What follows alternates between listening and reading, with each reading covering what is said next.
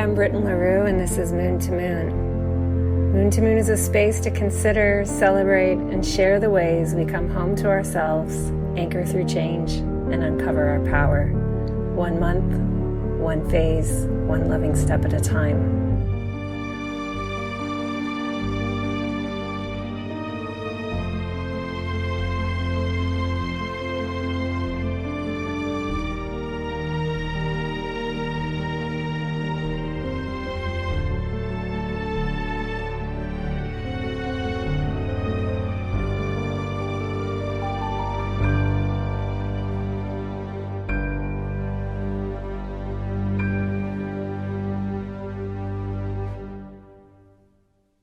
Hello, Moon to Moon. It's Britton. I'm so happy to be back here, sharing space with you through this medium.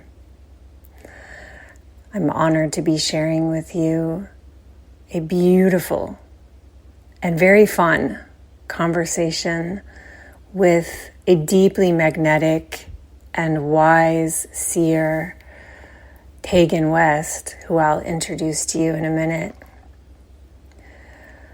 I wanted to begin by just giving you some updates and sharing some things from my world before we begin. For those who are following the Puppy Chronicles, I'm definitely in that point in the movie when like the magical montage comes on and cue the music. And we start seeing the main character in their routine and calling their power back to them. Something really shifted in the last week, and it's been an amazing feeling. I'm starting to be able to take Visby out on walks. Just short ones in the neighborhood because now they've had some crucial vaccinations, and he doesn't really understand the leash yet. He really wears himself out. We're very comical to witness. But wearing out is the name of the game in a way. But I'm beginning to really feel what I was longing for here. And so much of that is a companion to be outside, to be in different times of the day when maybe I don't normally take my body out, when I can have a reason to go into the park, go into the woods, go out under the moon, go out when it's misty, go out when the sun is just rising, and really get my body outside, moving with the earth, with the birds, with the trees, with my companion. And seeing his delight to be out with me is it's just the best. And I can already feel the whole timeline of our companionship together, walking together. And it's sort of reminds me of when your baby starts to recognize you and smile, and you're like, oh, hello. You may in fact be able to hear him. He's kind of moving his crate right now. So and it feels like this has been mirrored by collective energetic shifts that feel are moving us out of more of a freeze place where we're beginning to see how we want to act, how we want to speak, how we want to participate, how we want to mobilize, how we want to engage. Since the normal was so recklessly, brutally disruptive, with zero care for a grounded and loving transition. What that did to our bodies feels just so brutally unloving, and not that is a surprise. So, yeah, I feel like in a fractal way, like me and my puppy story is also being felt with beyond me. I'm just feeling that energy, and while much of it is uncomfortable, it feels to me better than freeze does, you know? So I'm wondering how you are. Like, hand on heart. How are you?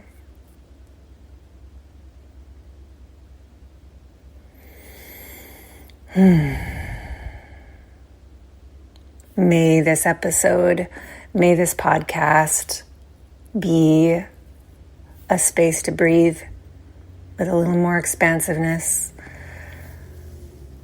with a little more trust, with a little more openness and curiosity than in ways that feel good to you. Yeah, so with the shifts of the last couple of weeks, I realized that, oh, right, I'm in charge of my business, and I felt into the possibility of shifting the Magician's Table application opening weekend, the one that I'm referring to as Early Bird, which has the discount pricing and has the like scholarship window, like the opportunity to apply for a scholarship seat. You know, logically, I want that to be early. I love the idea of just like everybody getting in, let's go, let's settle our bodies, like done, you know, done. And some years that works, you know, but it just felt, as soon as I started tapping into a timeline where I have a little more space to build a rhythmic rev up for the promo, which is such an important magical act of mine, you know, like once you're in the container, you feel how important that promo was because of what has been magnetized together. And so for me, it's like a really important commitment of stewardship, and I want it to feel creative, and in order for it to feel creative, I have to feel spacious, you know? So, and also like for the decision making for all y'all who are going to be coming, it's important to feel spaciousness around this choice, you know, the choice to invest in this, because it's a huge investment that has major consequences on your life. And as you know, it's always going to be a little rollicking to say yes, but like calling in the most grounded state for that, you know? So I tapped into doing it 2 weeks later, and immediately it was like, oh yeah, that feels so much better. So if you haven't seen me announce this somewhere else, that early bird weekend is now going to coincide with the new moon in Pisces, which here in Central Time Zone is 6:45 p.m. February 27th. Mars will be direct then. Hooray! But Venus will be stationing. As you likely know, each month of the first half of 2025 is just kind of like one wave after the next. So we are grounding together. February 27th evening is when I'll send the link to everyone on the wait list. I was previously going to be doing that on Valentine's Day. Now it's going to be the evening of the 27th. I really like the look of this new moon. And then you'll have through Sunday night. And I'm setting it to like midnight Hawaii time because I want to honor all my Hawaii friends and Hawaii magicians. Let's take it to your midnight. And that everybody who applies through that link that you can only get when you're on the wait list will be eligible for that discounted price point, as well as there will be a link in that application to bump over into applying for a scholarship. And I will share information about what you can expect for both the applications, the regular and the scholarship one, to the folks on my wait list. So if you want the opportunity to play with this option, please get on the wait list. Being on my mailing list is not going to give you the link. Then after that weekend, I'll be like furiously going through applications for days and touching base with everyone to show them the doorway to then fully enroll and make the commitment. Based on that, I'll see who, what, if any, spots are left and which cohorts have spots, to be able to announce that to just the larger public who's not on the wait list.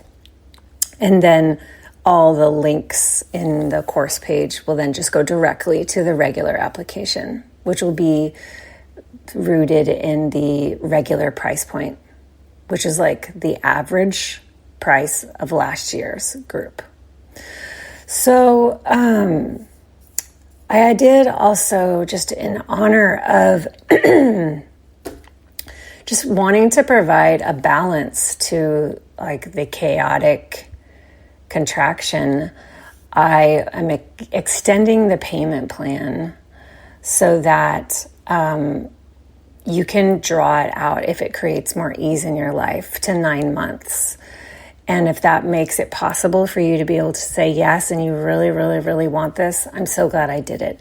I have found that the Magician's Table, everyone always completes payments. Like people, because honestly, in many containers, sometimes people just disappear and then you never fully get paid. Just honestly, as a small business owner, there's always kind of like an anticipation, or like it's not a surprise. And I have to decide as the small business owner how much energy I want to lose being mad about that, or how much energy I want to lose like chasing after someone or being offended, just like, I really don't want to spend my energy that way. But the Magician's Table, everyone always completes payments. They do that because it's part of their honor. It's part of the integrity. It's part of honoring what you were given and how you were provided for with so much care and in such community connection that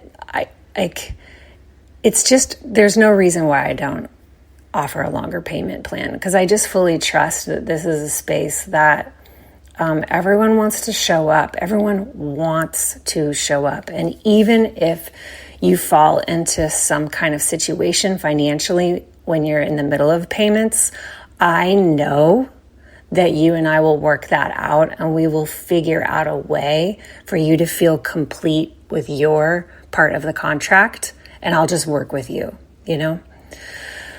And I think that story really underlines the kind of bond, or like the kind of power of the contract of the Magician's Table, which is why it's important to really feel grounded in your yes, which is also why I provide 3 doorways for you to say yes to. The wait list is one doorway. I'm calling it the initiation into curiosity. You're curious. You're not obligated, but you are curious. That in itself, it can be an initiation. Then there's the application, which is a yes. It's the initiation into spellcasting, into claiming with your own language that you want this. Like, it's an initiation into naming your desires, claiming your desires. That's a big one. That's a huge spell. But then there's still another door, which is when I reach out to you and I'm like, okay, like, meet me on the other side. Like, here's the doorway. You have to say yes again. And that is important. That's intentional, because it helps keep the passage, like grounded and not impulsive. It helps keep the process like, you still want it? You still want it? You still want it? Like, the moving through the waves of that is part of the actual learning, and the experience. So that's the deal. Let me know if you have any questions. I'm doing some really fun writing right now for my newsletter recipients. So I'll be sharing a lot of things that, maybe you don't end up joining this year, but you like my writing, inviting you to join my mailing list to connect to new prose that I've never written before. And then I also have another small thing, but not small in consequences, coming this Friday, which is a workshop I'm doing with Natasha Levenger, who's my wonderful co-host over at my new podcast, Crystal Ballers. Have you tried it yet? So we're going to be doing workshops every other month, maybe more, because we just her and I, when we get together, are so creative, and we're just constantly oh, we need a class on this. Oh, we need to be teaching this. We're just always talking like that. So Summoning the Beloveds is this Friday at 1 Eastern, noon Central, 2 hours, recorded and downloadable after. And we are going to be talking about how we basically magnetize, constellate, summon, and manifest the beloveds in our life. And we are making this a very Aquarian nod to Valentine's Day. It's beloveds plural. It's all the beloveds, not just the romantic partner. It's all the beloveds, not even just the human beloveds, the non-human beloveds, not just the visible beloveds, the invisible beloveds.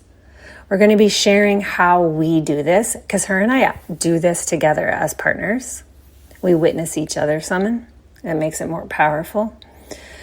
We're also going to be sharing exactly how we work with our doubters, our skeptics, our protectors, who are come on, that's not really possible, or who don't just believe that we could really do that. I'm also talking about client beloveds, student beloveds. I'm very, very skilled at this, y'all. I'm very, very skilled at this.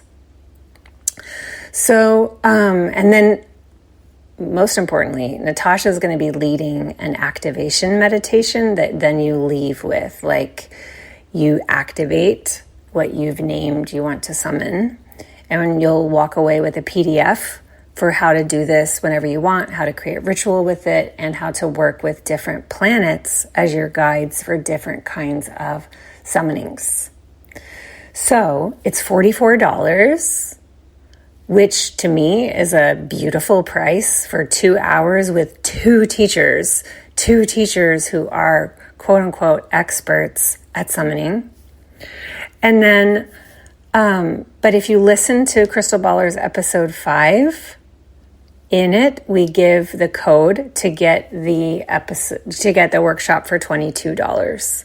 So if you're interested in saving a little money and doing it half price, it's just turn it on when you're next, on the go and you're listening to a podcast, and you'll catch the discount code and you'll get the vibe of me and Natasha. All right, that's enough for updates. I'm excited to share with you my conversation with Teagan West. So this is the third of the podcast episodes where I'm introducing you to each of the 3 13th readers for this year's Magician's Table.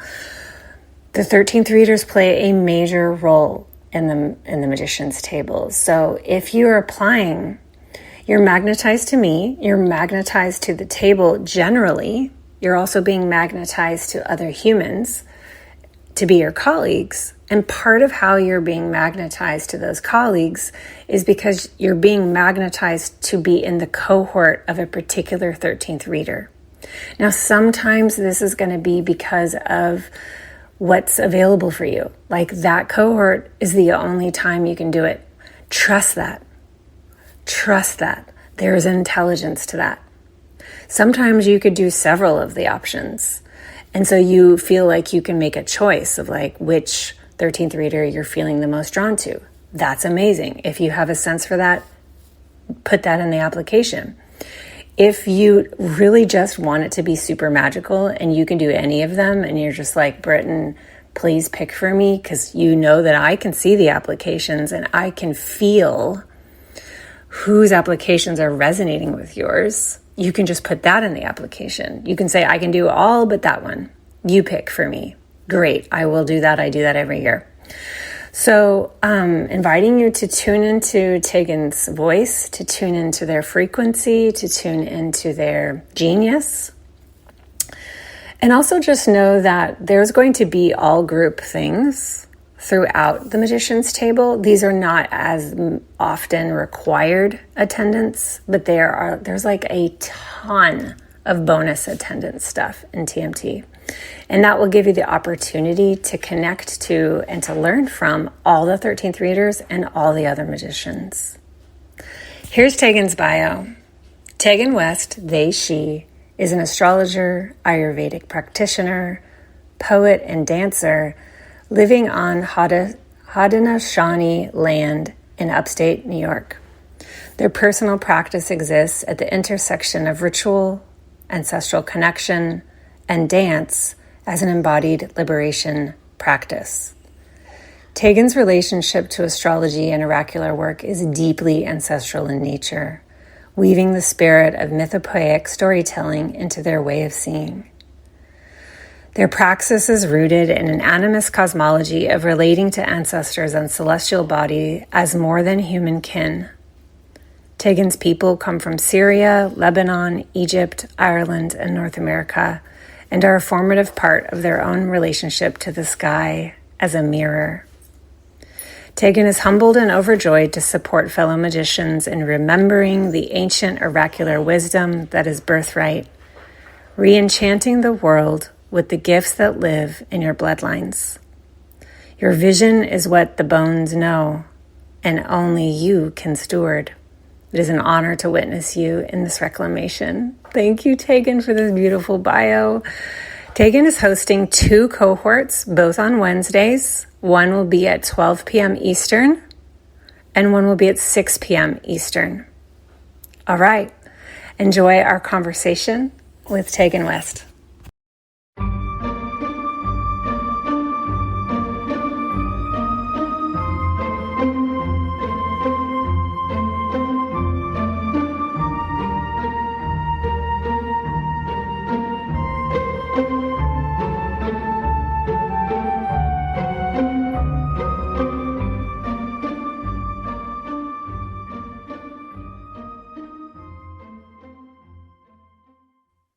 Welcome to Moon, Teagan.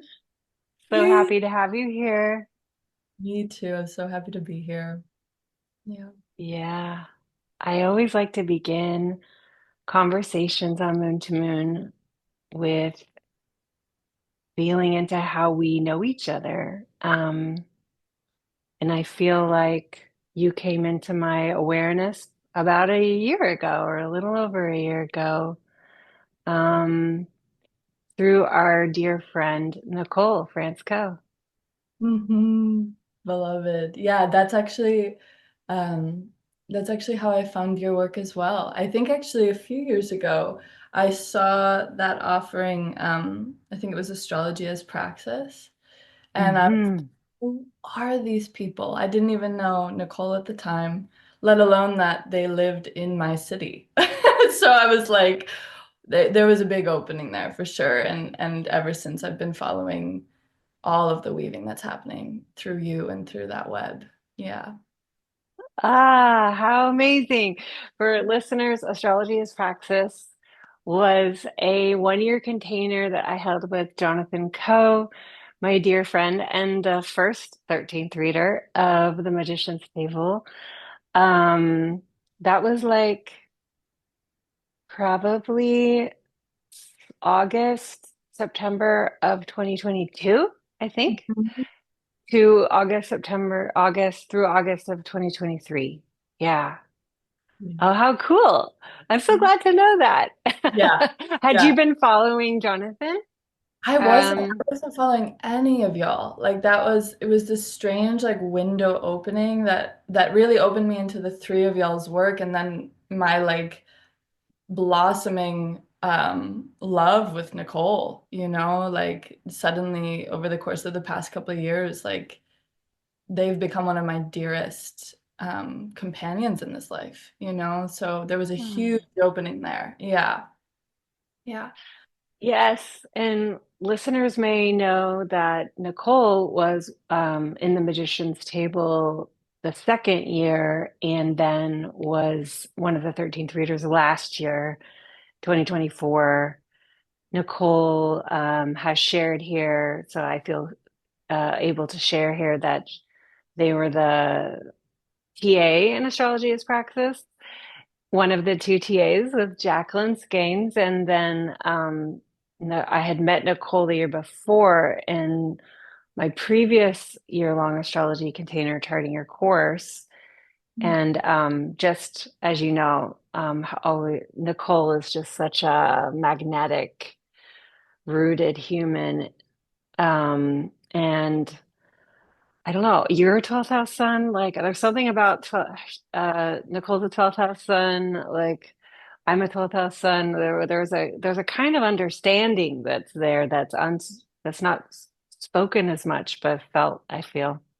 Yeah, yeah, I feel that too. I feel there's this kind of like, you don't know the 12th house unless you live in it, and it's like, we be living in it. Yeah, but it is like, yeah, it's that I'm grateful for that. There's this like unspoken knowing of what it means to inhabit that place, like our prism of self shining in the darkness in a way, it's profound. And I feel like the connections that I make with other 12th house suns, I'm always paying attention because I feel that there's something for me to learn there. Like even with you, I'm like, there's something for me to learn from other 12th house suns in how I see myself, and like understanding almost the image that's coming is like a self without a mirror, right? Like we become mirrors Mm. to see each other more clearly. It's really, I'm so grateful for those relationships. Yeah. I love it. And Yeah. there's like the other thing too is like sense of time, like timing, time, space, time is uh there's there's a spaciousness that I feel like 12th house humans want to have, which Hmm. is challenged for me right now with my puppy. Like, Oh, yeah. let me tell you about myself. I need some spaciousness. We'll get there. I Yeah. will show him the way. But yeah, there's in friendships, I feel like with other 12th house suns, there's a kind of understanding about space-time working like on its own flow. Yeah. Mhm. Yeah, like it almost and I wonder about this for you as well. Like I have the more I've come to know that placement, I have a few placements in the 12th house. It's helped me to understand that like my natural state of being, and I don't think this is a bad thing. It's almost like in being able to understand what I need is actually retreat, right? Like Mm. retreat is my home base and I move from there. Like I choose to go out into the world and participate. But that retreat, that center of being is like my natural state, And it's so nice, like even in my friendship with Nicole, there's this like understanding that when we go nonverbal, right? Like we haven't disappeared. We're just like in the liminal realms, like doing soul retriever and like finding ourselves again and again. And then we get to come back and like tell each other how that was. It's like this beautiful understanding of the cave spelunking that's happening. I love Yeah. that. Yeah. Yeah, this is so true. Yeah. Mm. And I think that unshaming, that the permissioning around that has led me to be someone who builds a career from making things in her bedroom. Yes, for real. Yeah. Thank you, internet. Yeah. Um, yeah, the voice can amplify from your deepest retreats, and it feels so good to give from there. Yeah, so Yeah. you're now living in a retreat space, like very much so, yes? Yeah, yeah. So my partner and I just moved to this beautiful, like 7 acres, very Saturnian, just on time for my Saturn return. 7 acres of land that was, we purchased the land, but it was also kind of given to us from this family that has been tending it and homesteading for many years, and they wanted to hand it to people that would take care of it. And my partner and I are really devotional in many ways, but especially to, living on land that's ancestrally not ours. It feels like a huge responsibility. This is Seneca land, and we have a really deep relationship to the indigenous community here. And so there's this like for me, very welcome retreat to just get to be with the land and build a relationship to the land spirits and understand myself through those more than human relationships. Um, Mm. Pulling, in that retreat, like pulling back from my very intense engagement with the Rochester community and kind of shifting my focus to be more interior, and quiet and subtle and attuned to what I feel my like natural state of being is this like interiority, that kind of landscape. So it's definitely, it feels right on time for my Saturn return, like this shift into real deep presence and different ways of knowing and understanding myself. There's a huge identity reformation that is happening in the midst of it. Yeah. Mm. Yeah. That is so beautiful. Yes, Mm. so listeners, we have Tegan's chart up, and you have 3 degrees Aries Saturn. And would you know what? That's my ascendant degree. Wow. So we're can Just got chills. we're like potently connected there Yeah. then. Mhm. Yeah, and to be honest with you, I've really been feeling that in my relationship to you. Like I've shared this with you before.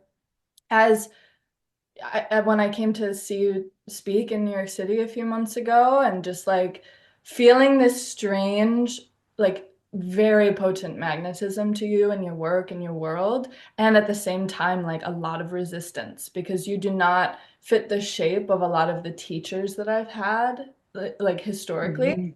And it's so wonderfully agitating for my parts. Feels like it's very like, yeah, it's very alchemical already. And when you asked me to be the 13th reader, I was like, whoa, okay, here we go. Like this, the roller coaster ride, like starting to descend, you know? I'm like, buckle up, T. There's gonna be some things that we have to learn. And I'm so like it just feels so timely. Like knowing that my Saturn is conjunct your ascendant point, that like kind of just wraps it all in a nice bow for me. I'm like, here we are. Wow. Yeah. Wow. Wow. And my, nodes are 6 degrees Aries Libra, and flipped from Oh, yours, but you're at 8. yeah. And so they're quite close, but the Saturn is an exact. Yeah. Wow, cool. I love these things. Oh my goodness. Yeah, so you have been in some of my containers, but asynchronous. So we haven't had a lot of synchronous time, but we've had some conversations through DMs and then meeting you in New York. For me, there was something in your presence that was very magnetic and also so grounded. And you shared how you have a lot of Virgo placements. and I'm looking at your chart, you have Moon, Venus, and Mercury all in the 11th house, Virgo, with your midheaven there as well. How beautiful. Um, yeah, just I have spent the least amount of like live time with you of the 13th readers, but like your presence and name was coming in so strong. I just had to honor that and go with it, without questioning the logic. So here we are. Yeah, it's such an honor, and I think, yeah, it's interesting. I wonder about kind of what was coming through last summer because I had a very intense dream. A lot of my oracular practice is through dream work, and like to be totally honest, like a very intense prophetic dreams, like almost every night. That's kind of how it's gone Mm, since I was little. And I remember this dream so clearly. We were in this like liminality between Zoom and then sitting in the same room as one another, like connecting our altars, across time space. And we were talking about the 12th house. And I knew in the dream that it was like for your podcast. And I was like, why would this be happening? And it's never been like the loop hasn't closed until maybe right now, where it's like, oh, here we are talking about the 12th house for your podcast. Yeah, so it felt, especially when you reached out, I was like, I think I don't know why. Like I still have had a lot of questions, especially knowing that we haven't had a lot of time to connect, like in real time, but I mhm, feel such a strong connection to you outside of that. Um, that I've been like, why is Britain inviting me into this? Like there are parts of me that are like, why me? So I'm just very humbled by that. I feel very open and receptive, and when I say yes to something, there's like a bow in my body of like, how do I do this in devotion and service? Like my Virgo parts are very strong, and to mm, say yes to something is like to make the commitment to do it well, whatever that means. And so in the not knowing, it's been really interesting to be like, and I still say yes. I still bow and just like really bow to the mystery of it. Yeah. mhm. Yeah, that's what I feel in you is your devotional frequency. It's like you are the bow. It feels like it. You're like holding that. And Mhm. that it is the message that's coming through for this year's Magician's Table is the devotions that are driving you, the devotions that you show up for, that when you say yes to them, you fully turn towards them, So it does want discernment and care, because your soul's taking you places. So I feel that so strongly from you. I think that that's just, yeah, there's probably other past life stuff that we'll figure out Yeah. along the way. Sure. Yeah. Yeah. Yeah. I love that But so much. Yeah. Go ahead. Yeah. well, I was just going to say, and it's fascinating that last year you were really close to joining, and there was like a not now is how I refer to these kind of. It's just not now, and I think that that was your being. It feels like I'll let you speak to it, but it was like a belonging to the container, but it was going to come in a different way. Does Yeah, that feel true? it feels true in a way that I didn't know, right, or expect. And Mm, I think what I was so aware of last year was the not readiness. Like I felt the being of the magician's table and how much it was going to just be the sacred agitator that like totally flipped my what I thought was going on. And I know that I wasn't ready.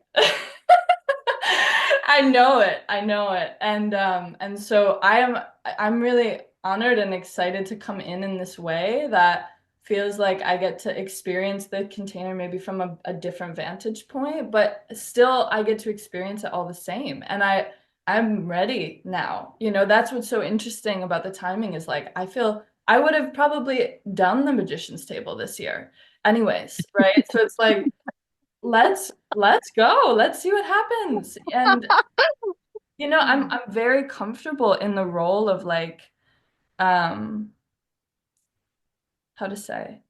Like I really enjoy this kind of what's coming to mind when I'm visualizing is like the role of Virgo as the Vestal Virgin or as the priestess, that's like here to hold ritual space for the community and to witness other people get to kind of step into their own.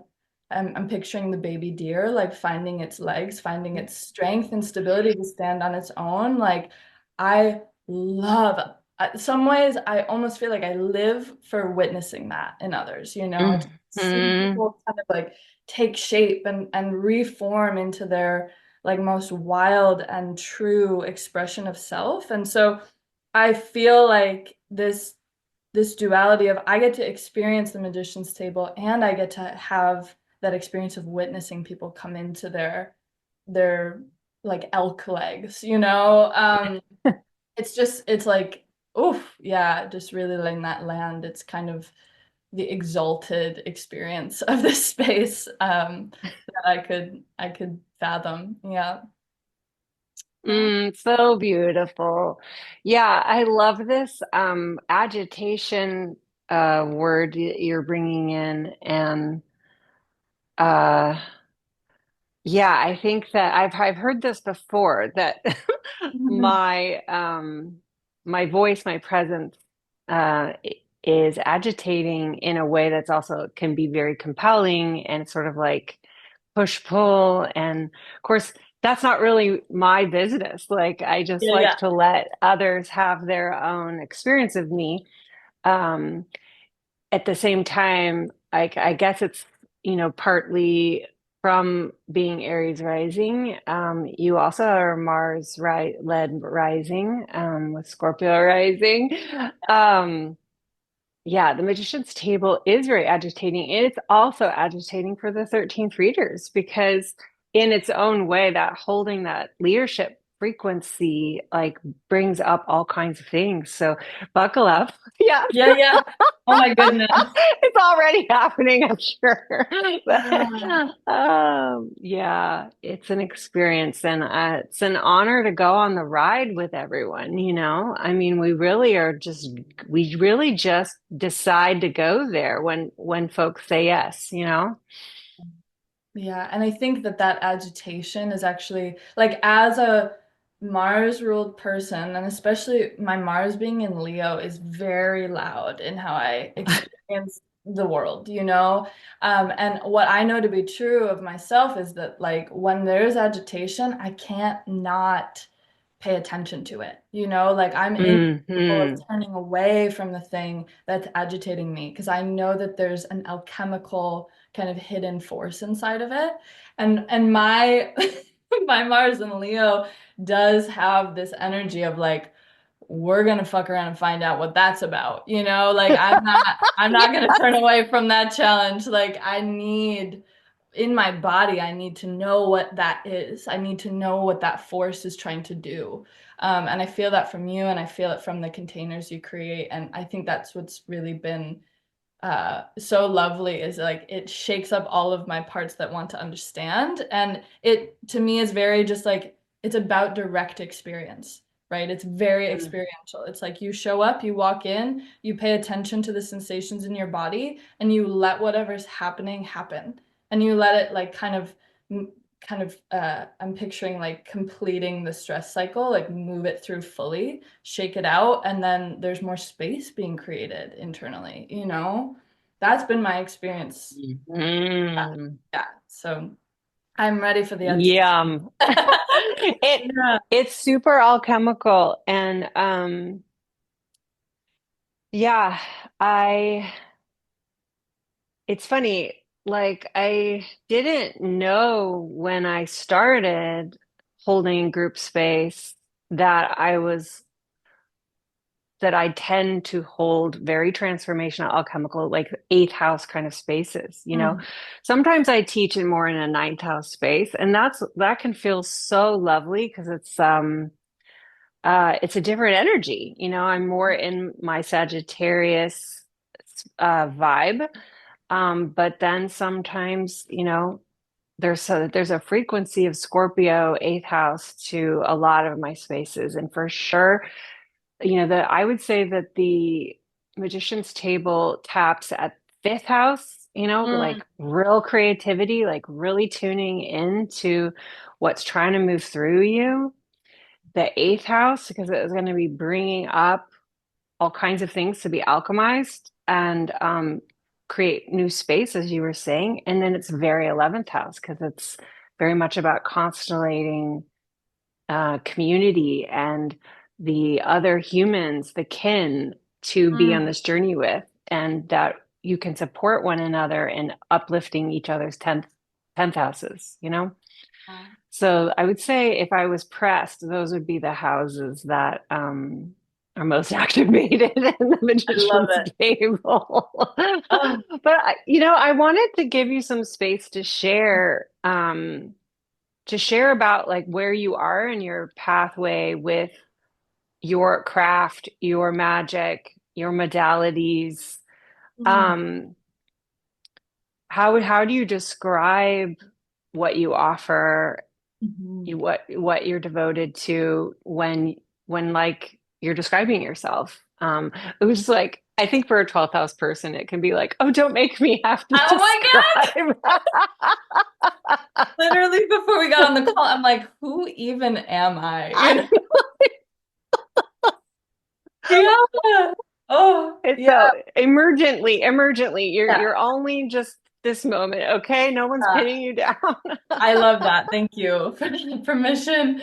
Yeah, oh my gosh, like so much of this kind of multi-dimensional experience, like this kind of not really shapeshifter, but almost being able to move between different modes of being, that feels so natural to me. And I think so for like maybe the more formal approach to like how I identify in my work and when I support others, you know, at my basis, at my foundation, I'm an Ayurvedic practitioner, right? And what I love about Ayurveda is that it has many arms. It has like 10 different arms and 10 different like pots to stir, right? So there's this ability to tend to the vessel through ritual, like at the foundation of my approach to healing, it's like ritual is what allows for healing to happen. There's an extreme emphasis in everything that I do on ritual because that's how we come into resonance with ourselves, you know, and we find this kind of natural state where the inner wisdom, whether it's physical or spiritual or emotional, can come forward through this ritualizing of how we're moving. But the biggest kind of, how to say, within Ayurveda, you know, my teacher of many years really put a strong emphasis for me to learn the intersection of astrology and herbs. So there's a lot of this kind of like planetary herbalism and medical astrology and how I work with folks. That was the beginnings of my practice like years ago. And since then, astrology has become more and more the kind of emphasis and focus. And so I identify with the label of being an Ayurvedic practitioner, but my approach is like very, very esoteric. We'll say that. Like there's my approach to healing feels very esoteric and ritualized, you know, where people come in and they don't know why they're there. They're just like, I am here with you right now, you know, and I have this, I get to play this role of being a mirror. Like I picture a blue mirror often, hearing people's story and then reflecting back, like what I hear in the voice of like the deep self inside of that person's body, you know, like the force of truth and inner wisdom that's already speaking to them. They might not just be able to hear it, right? And using astrology, using Ayurveda and ritual to create, like to really give them the tools to access that voice inside of themselves. And there's a kind of running joke with the people that I work with that I'm the secret keeper. I think that that's so interesting as being a Scorpio rising, is like people just tend to share with me things that they don't share with anyone else. And it's this really amazing space where I think what's actually happening is there's revealment that allows for access to what's really happening like deep in the bowels of that person's belly, you know, and that's actually where everything else moves from. And so in the kind of like, in the many ways that that can look, it's extremely intuitive, and it's really about like the level of deep scorpionic witnessing that can be very intense and very confronting, but actually allows that person to have these aha moments where it's like, oh, I just heard myself say it. I heard myself say the thing that will lead to my own liberation and my own reconnection to like what I already know to be true. And my biggest kind of priority in holding space for others is that they don't need me, right? It's like maybe for the time that we're together, I can serve as a mirror, but I don't want there to be dependency. I want there to be this like, uh, yeah, I'm thinking of this sweet Ram Dass. It's like we're walking each other home, right? To this sense of deep belly knowing. And sometimes we just have to sift a lot off the top of our conditioning and all the things we were taught or told to do, that have guided us away from that.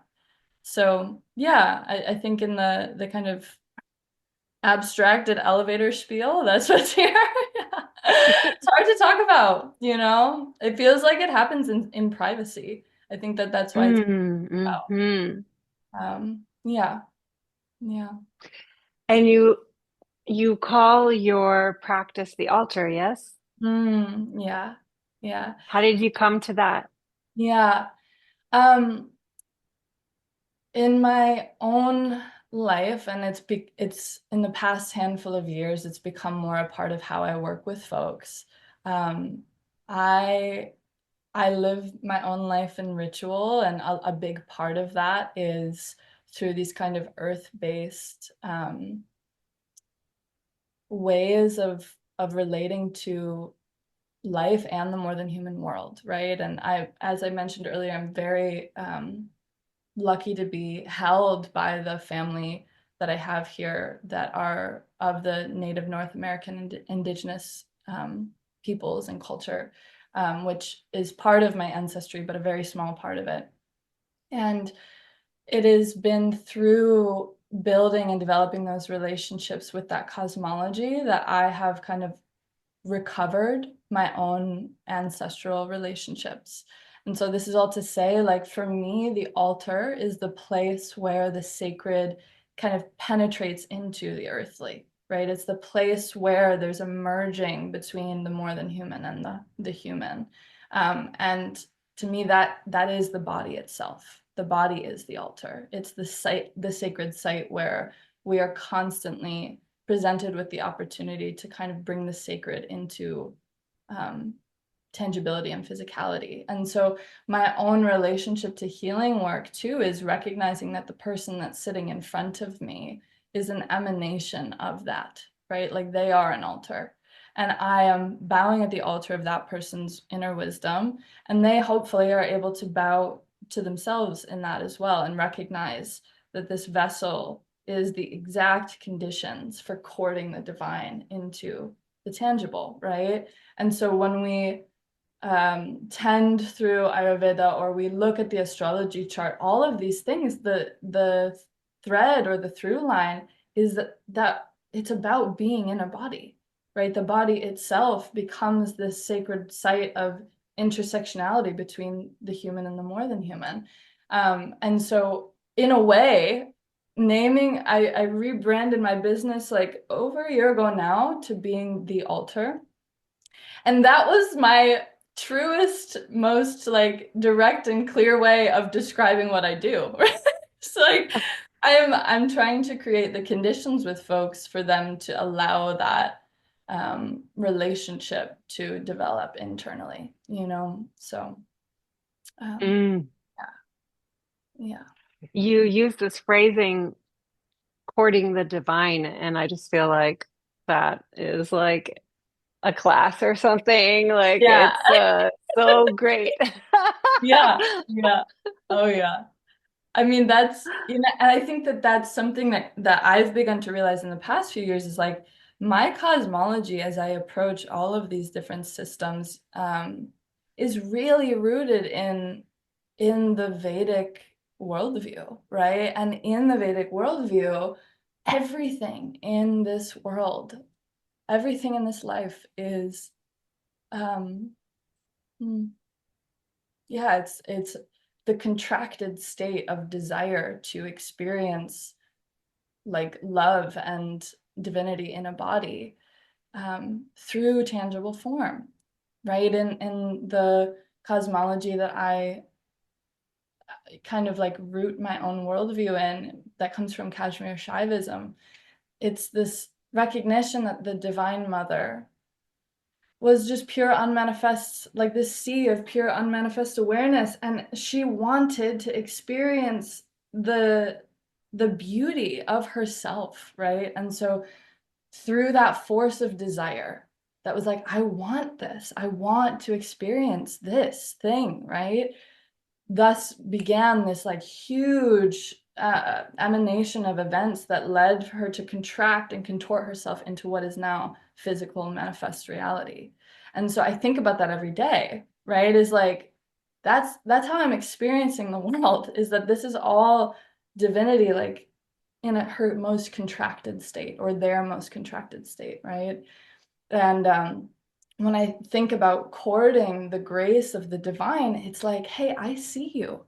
I see you in this person's face. Like I see you in this opportunity that was just brought to me. Thank you.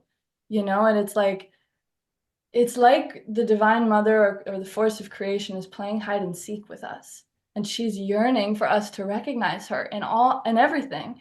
And so, yeah, without kind of waxing too poetic about it, like that's what I experience in the kind of meta state of devotion. Like this whole life becomes an act of devotion when we kind of recognize it as such. And I don't really take that cosmology as truth, but um, I definitely allow it to bring me into deeper relationship with existing, and being in a body, and the gift of that. Yeah. Yeah. Yum, yum, yum. And it feels so, it feels like your Saturn return is like speaking through you, speaking of the contracted states of divinity. Yeah.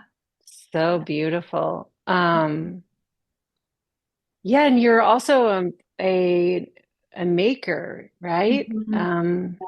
Do you want to talk about that a little bit? Yeah. It's so funny. That's like really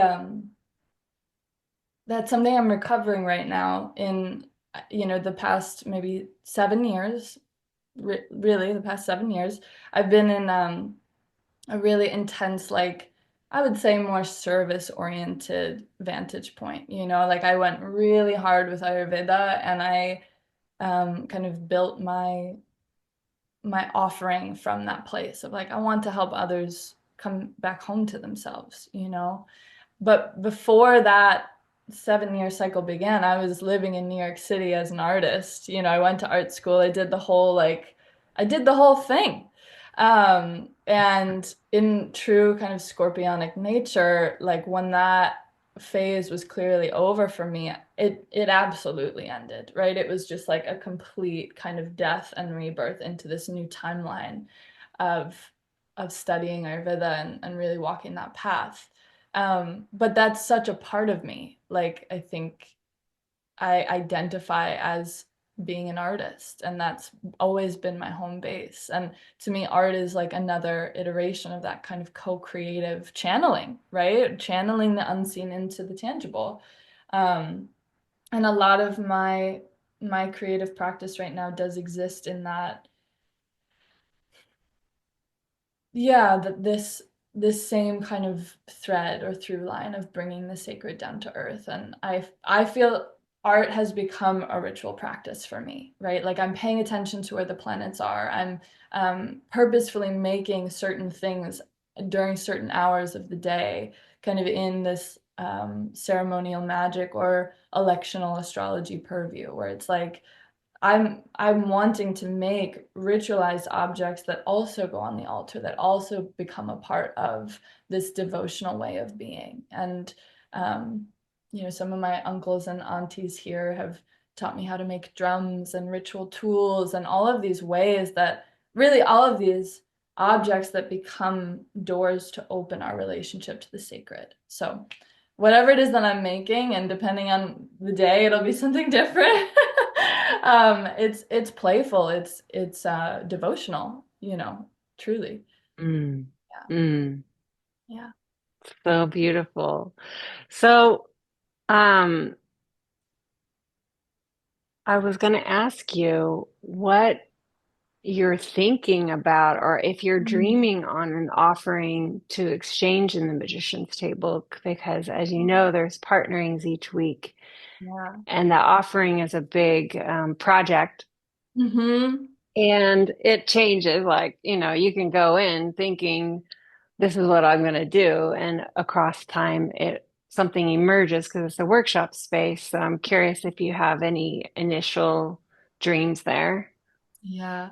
Yeah, I think that that's like exactly why I wasn't ready last year. Was because I was so bound up in this other timeline of like a very particular way of working and being of service. And Mm-hmm. I'm in this dissolution process that I'm in, and in the retreat space of being in this cabin in the woods. Literally, I shared with you part of the reason I moved is because my own like sensitivity has intensified quite a bit over the past 5 years. And I think it's been through working with my own ancestors and working in these like more subtle realms that has become a thing. And so I'm really excited to play in this realm of um, really channeling and oracular work with my people, with my ancestors. I've been specifically developing quite an intense relationship with my Syrian and Egyptian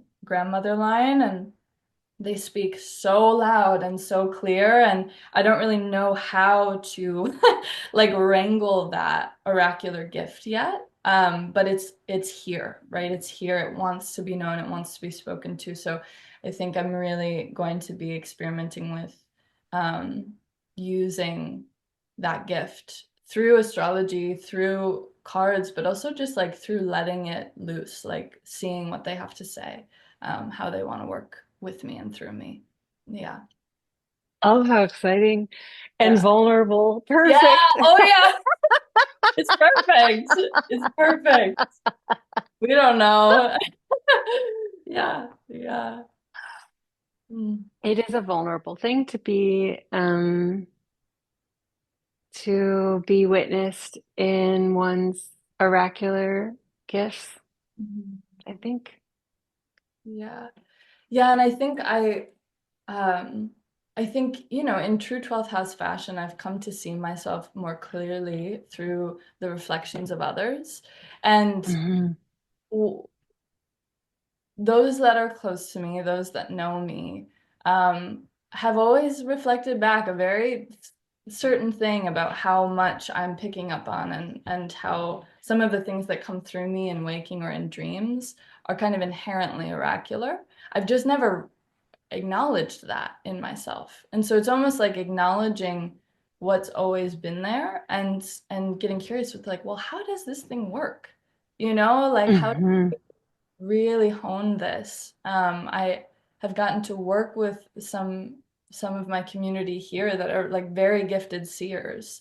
But it's now like I think it's about me working with my own ancestors to deepen that and understand what's coming through here, because it does feel intrinsically ancestral. Yeah. Hmm. Yeah. Well, I'm so excited for your cohorts to be in community with you. I'm excited for you. I'm excited for me. Thank you for your yes, and thank you for bringing your gifts to the Magician's Table and here to Moon to Moon. Thank you so much. It's such a gift. I'm so excited. Really. Yeah. Is there anything that you would want to share with listeners about like how to work with you or like how to connect to your gifts? Like, can you book a reading online? Like, yeah, tell us how like what you got cooking and how people can Yeah. exchange with you. Yeah, I do work with folks one-on-one quite often, virtually and in person, but mainly virtually right now that I'm in retreat. Um, and yeah, I share all of the work that I make, like the things that I make, on my website as well. But I did a few years ago start a Substack, which has become like grown really beautifully, and I share readings there every week that are really more like transmissions of what I'm picking up on through the lens of astrology.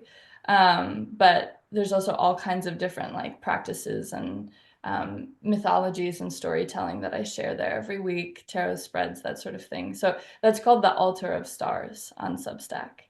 Yeah. The Altar of Stars. Yeah. Thank you. Yeah. And you have a couple different Instagrams, yeah? Yeah. I mean, the main one for my work is altar.healing.ceremony. Yeah. Okay. I'll have everything in the show notes so that listeners can connect to you. Thank you so Thank you much. so much, Teagan. Thank you.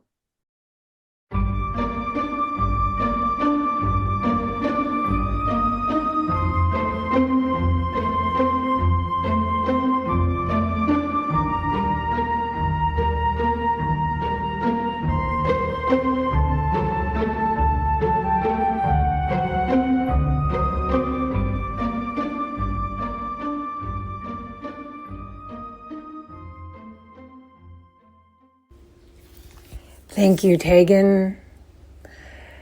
Dear listeners, if you are resonating with Teagan's voice, inviting you to follow them on Instagram and consider engaging with them through the offerings that they share at their website. I'm very excited because I've just ordered a custom drum from Teagan. I've always dreamed of having my own drum, and I just didn't want to order from someone I didn't have a magical connection with. So this is a big deal for me. I feel very excited and very lucky. If you're interested in considering joining the Magician's Table, if you want the option to pick your cohort at a discount price, if you want the option to apply for a scholarship, please, please, please get on the wait list by or before February 27th. That's the weekend, 27th, from the evening Central Time Zone through Sunday night Hawaii Time Zone midnight, is when you will have the opportunity to use that link to put in your name and cast your spell and name your desires. Thank you, thank you, thank you, thank you, thank you to magicians past, present, and future. Thank you to my guides supporting me as steward. Thank you, listeners, for being here in my field. Take care.